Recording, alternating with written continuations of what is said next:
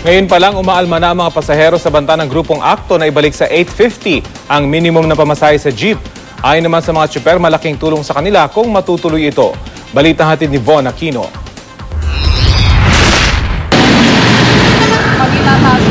Swerte na raw na may tuturing kung may maiuuwing 1,000 piso mula sa buong araw sa pamamasada ng jeep ang driver na si Mang Roger. Yun nga lang, dahil sa kaliwat ka ng gastos nakaakibat ng pagiging tsuper, halos hindi naman daw ito nangyayari. Unang dahilan na raw ang sunod-sunod na pagtataas ng presyo ng produktong petrolyo.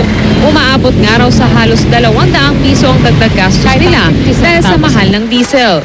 Matapos ay bubunuin pa raw nila ang 500 hanggang 800 pisong boundary. Dapat nga ma'am, 10 na yun eh. Kasi matagal na yun na 850, binalik ulit sa 8 piso. Kulang ma'am. Sa baon lang ng estudyante araw-araw, wala na. Ganito rin ang idinadaing ni Mang Herman na kadalasang 24 oras daw namamasada para lang malaki ang maiuwi para sa pamilya.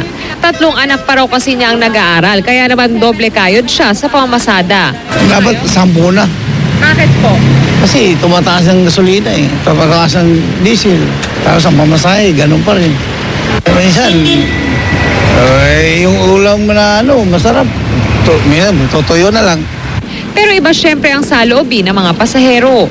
Kahit daw kasi maliit na halaga lang itaas, kung hindi naman tumataas ang kanilang sweldo kapag sinuma, masakit pa rin sa bulsa. Palita sweldo mo, babawasan pa yung kita mo, di ba, sa pamasahe.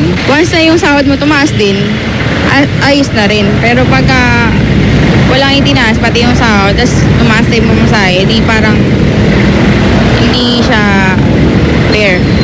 Von Aquino, GMA News.